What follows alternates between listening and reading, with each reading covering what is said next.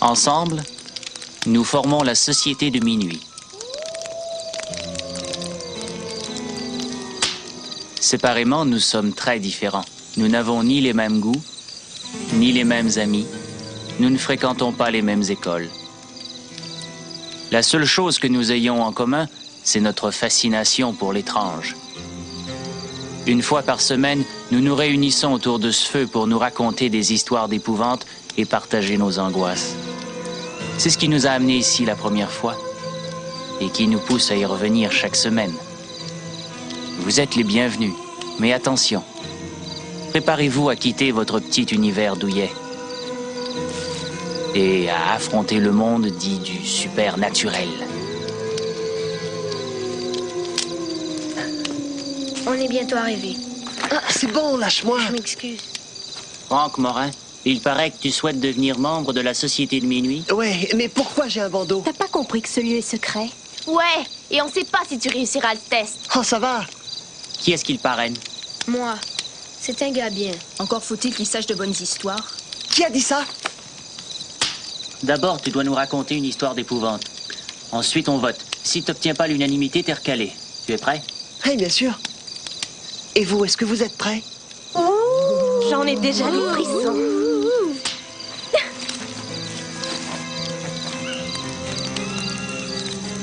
Est-ce que je peux retirer le bandeau? Désolé. T'es pas encore membre. C'est toi le parrain, David. À toi de commencer. Tu sais ce qu'il faut faire? Dis juste le mot. L'invisible. Bon, d'accord, c'est parti. Je demande à devenir membre de votre société secrète. Et l'histoire s'intitule... L'histoire du taxi fantôme.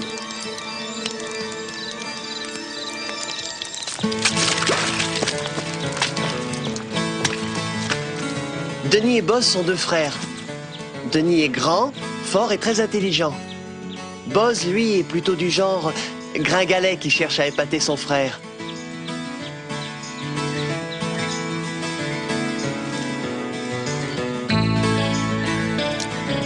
Ce qu'ils ne savent pas encore tous les deux, c'est que cette randonnée allait donner à Boz l'occasion de faire ses preuves.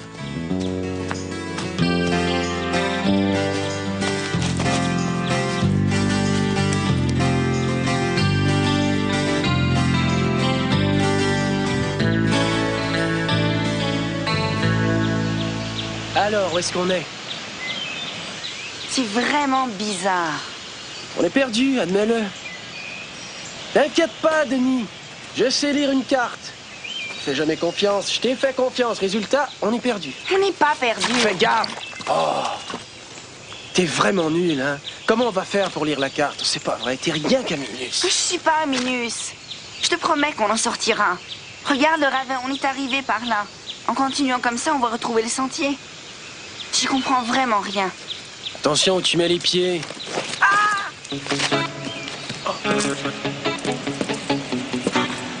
Donne-moi la main. Je peux pas, je vais tomber. Prends ça, espèce de nouille.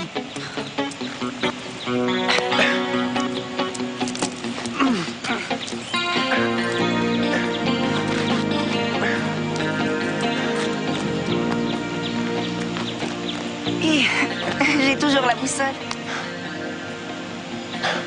J'aurais dû te laisser tomber. Ils étaient vraiment perdus. La situation devenait sérieuse, car la nuit approchait vite et il commençait à faire froid.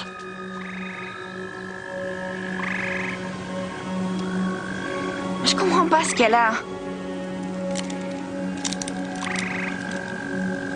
Je pense que tu sais pas t'en servir. Lâche-moi, tu veux. Ça fait des heures qu'on marche vers le sud. On devrait être chez nous maintenant. Regarde, l'aiguille pointe vers le nord alors que c'est le sud. Comment t'expliques ça? Attends, c'est comme ça que tu la tiens? Oui, et alors? La boucle de ta ceinture est en métal. C'est pour ça que l'aiguille pointe vers toi. Elle est aimantée. Oh oh. Ouais, tu peux dire oh oh. Tu t'es trompé depuis le début. On est perdu, il commence à faire froid. T'es vraiment nul. Non, non. Je connais cet endroit. Je suis sûre qu'on n'est pas loin. Hé, ralentis!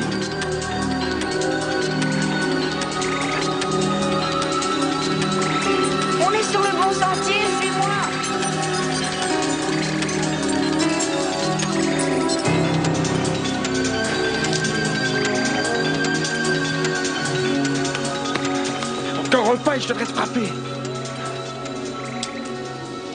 Regarde. C'est quelqu'un qui approche. C'est sans doute un garde. Ou peut-être un randonneur qui connaîtrait le chemin. J'aimerais bien une couverture, je suis mort de froid. Moi aussi. Tu peux être sûr qu'elle serait pour moi, celle-là. J'espère que c'est pas un tueur qui va nous découper et nous enterrer dans la forêt. Il vaut mieux que tu restes là. C'est moi qui vais lui parler. Vous là, qui êtes-vous? Vous pourriez éteindre la torche? Salut. Qui êtes-vous, hein? Je m'appelle Buzz et lui c'est Denis. On s'est perdu, on ne retrouve pas la route qui mène en ville. Recule, Minus. Vous êtes garde forestier ou quoi? Moi, un garde forestier? Vous n'y êtes pas. Je suis un voyageur comme vous. Au fait, je m'appelle Fred. Qu'est-ce que vous faites par ici? Vous êtes perdu? Perdu, moi? Oh, on pourrait le voir comme ça.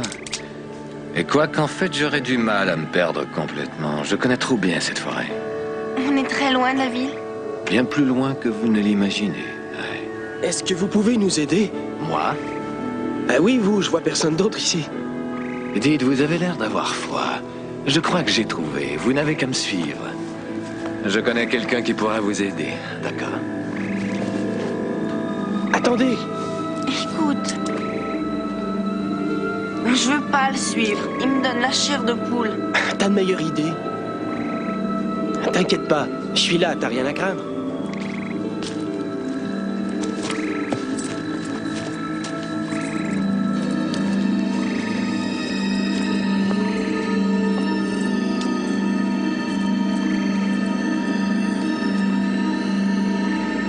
Pourquoi vous nous dites pas comment rentrer? Vous êtes trop loin, vous allez vous perdre dans le noir.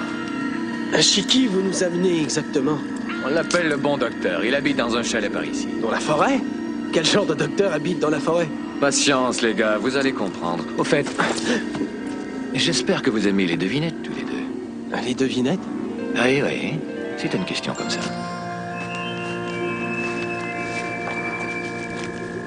Et voilà, les gars, la maison du bon docteur. Je ne vous avais pas menti. Vous pensiez que je vous racontais des histoires, hein? Ah, c'est la maison des 7 nains? Ah, et j'ai oublié de vous dire, les gars. Avant de demander au docteur de vous aider, pensez-y dans 2 fois. Pourquoi? Le prix à payer est parfois un peu, disons, exagéré. Maintenant, si vous nous disiez ce qu'il faut... Hey, Fred? Là c'est trop bizarre, vaut mieux s'en aller. S'en aller où? On est perdu. Tu vas vraiment y aller? T'as une autre solution, peut-être? Moi, j'ai trop froid. Peut-être qu'il a le téléphone?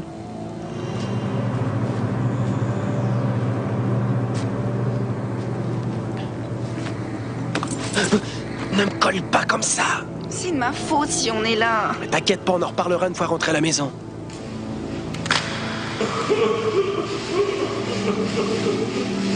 Qui est là? Fred, je vous ai reconnu. Il veut nous faire peur. Il s'y prend plutôt bien. Mais ça peut pas être lui. C'est sans doute un raton laveur. C'est pas un raton laveur. Est-ce Est-ce que tu comprends ce qui se passe? Denis, Viens vite. c'est quoi ça? J'en sais rien. Ouvrez la porte!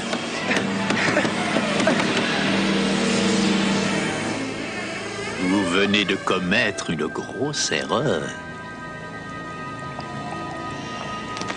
Rien qu'à vous voir, j'ai pas l'impression que vous soyez fort en devinette.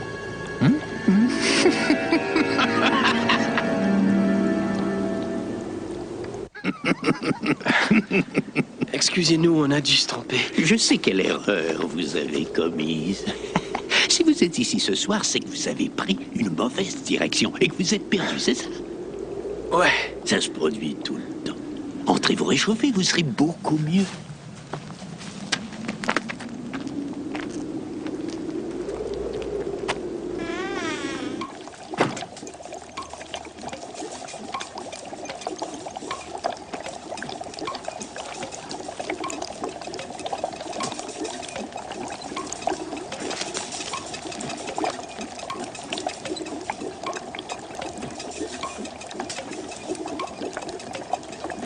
Je m'appelle Vink, c'est simple, docteur Vink. Docteur Fink?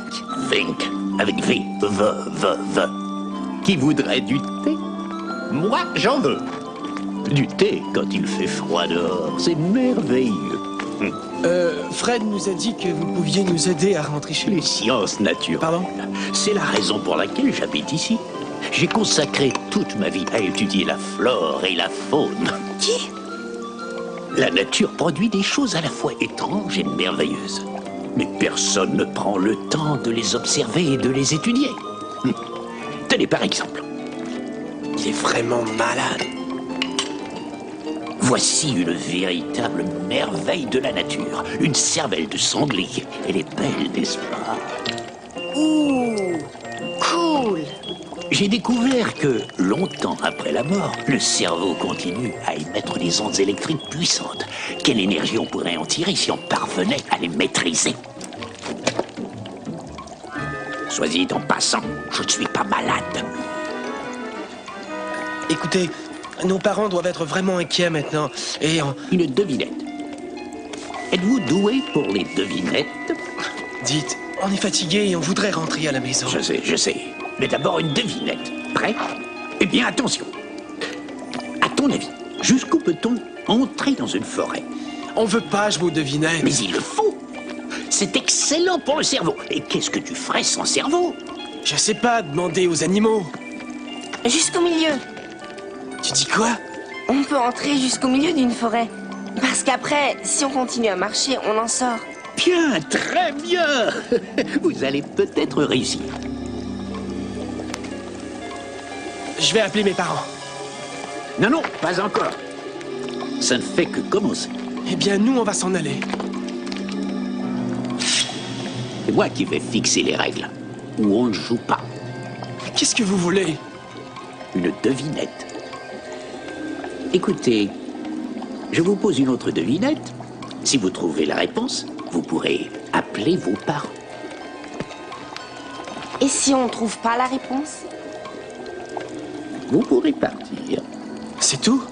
On pourra partir, oui? C'est simple, non? Eh bien, tentons le coup. Je suis bon pour les devinettes.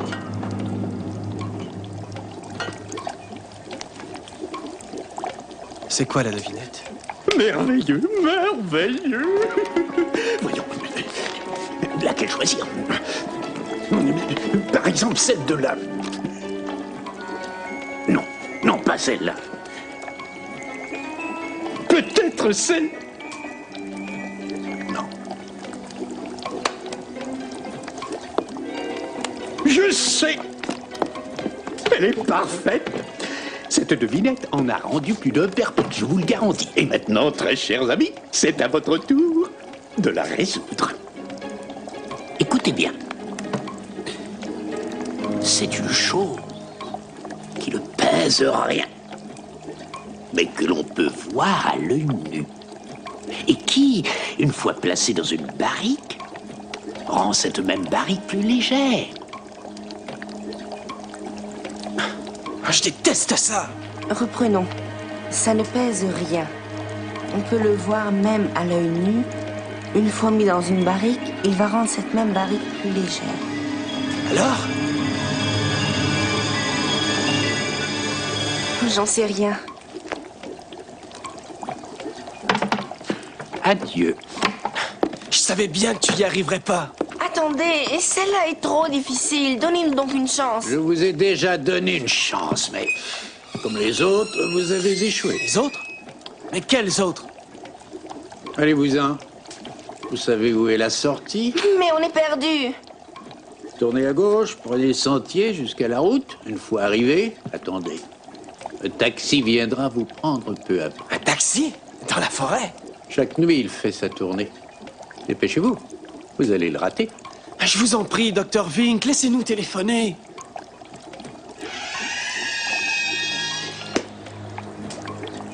J'aurais peut-être une solution. Pourquoi pas? Quoi? Quelle solution? Tu pourrais me laisser un spécimen. Un spécimen? À mon avis, tu es bien plus intelligent que ne le pense ton grand frère. Quel genre de spécimen? Quelque chose que je pourrais utiliser dans mes expériences. Qui aurait, disons, une certaine valeur. Quelque chose de vivant. Comme par exemple... ceci.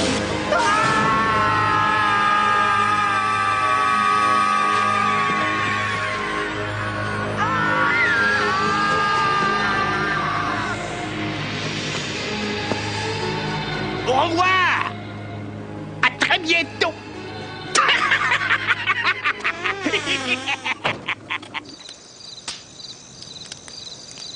Non, vous savez que dans nos histoires, il est interdit de poser une devinette qui n'a pas de solution.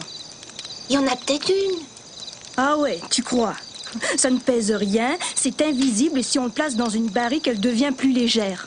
C'est trop dur. Bon, il y a peut-être pas de solution après tout. Il a triché. Non. Moi, j'ai l'impression qu'il y en a une. Et si vous me laissiez d'abord continuer mon histoire, j'aimerais la terminer. Merci. Je reprends. Denis et Buzz ont carrément pris leurs jambes à leur cou. Ils cherchent à s'éloigner aussi loin que possible du Dr. Vink. Denis! Attends-moi! Tu crois que c'était vraiment la main de quelqu'un? Tu l'as vu? Ce gars-là est vraiment fou. Dès qu'on sera rentré, j'appellerai la police. On sait toujours pas où on est. Ouais, je sais. Tu penses qu'il y a un taxi qui va passer par ici? Voyons, réfléchis. Y a pas de taxi en forêt.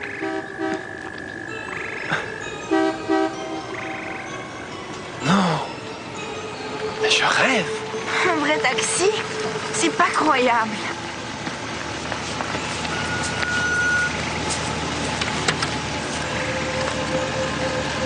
On est vraiment bien content de vous voir arriver.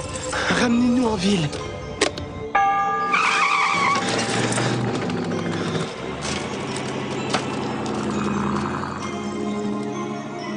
Nos parents vous paieront la course. Vous inquiétez pas, je sais où vous allez. Fred! Je pensais bien que j'allais vous revoir. Vous n'avez pas trouvé la solution. Comment le savez-vous?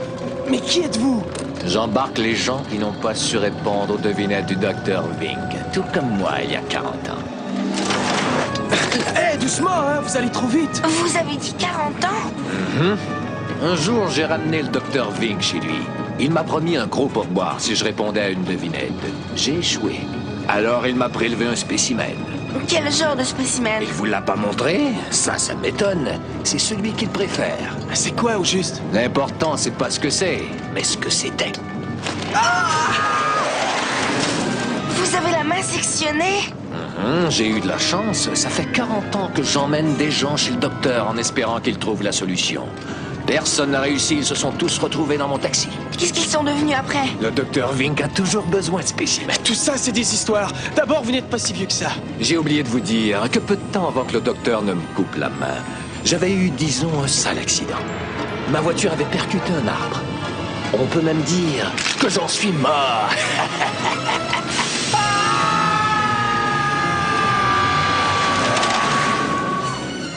On rentre à pied. Arrêtez-vous tout de suite. Y a pas que moi. On y est tous passés. Voyez-vous, chaque nuit, j'ai le même accident avec un autre client.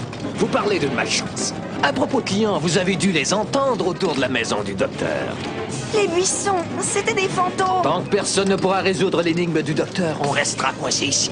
J'ai bien cru que tous les deux, vous réussiriez à l'épater, à déjouer le sort. Dommage. Vous allez voir le bel accident qu'on va avoir. Ça va être quelque chose, je vous le garantis. Tout ça, c'est de ta faute. C'est toi qui as voulu jouer. Tout n'est pas perdu. Il vous reste 30 secondes avant l'accident. Dépêchez-vous pour rester en vie. Vite! Quand je réfléchis, ça ne pèse rien. C'est visible à l'œil nu. Et si on le met dans une barrique, ça rend la barrique plus légère. C'est fini. Il va nous tuer. Arrête, je peux pas réfléchir. Fais un effort, voyons. C'est de l'hélium. L'hélium a le pouvoir d'alléger. C'est un gaz invisible. Il n'y en a plus pour longtemps. Tu connais quelque chose qui n'a pas de poids? J'en sais rien. L'air. Mais c'est invisible. Ou à moins qu'il y ait une astuce dans tout ça.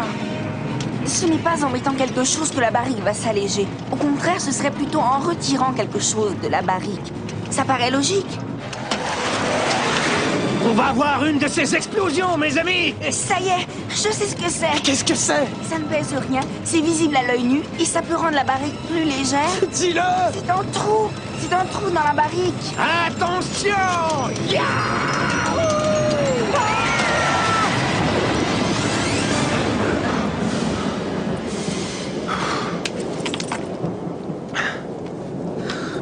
Il n'y a pas eu d'accident. On est en vie. Mais où est le taxi? Il a disparu. On a rompu le sort. On est sauvés. En fait, c'est seulement grâce à toi qu'on s'en est sorti. Félicitations. Mais tu es toujours un Minus.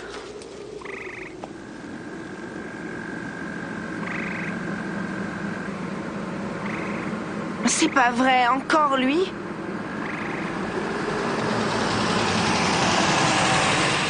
Vous êtes Danny et Boss Couture. Oui. Vos parents vous cherchent, ils sont fous d'inquiétude. Toute la ville est aux abois. Et dépêchez-vous, montez.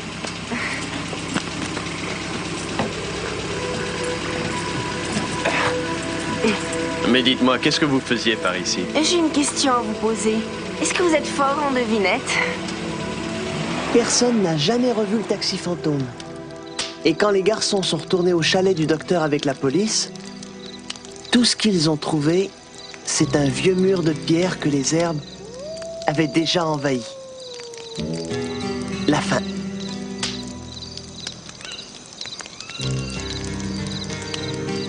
Nous allons voter. Le pouce en bas, c'est non. Le pouce en haut, c'est oui. Il faut la majorité. David? Kiki? Viviane? Christine? Eric? Et moi. Félicitations, Franck. Bienvenue dans la Société de Minuit. Merci.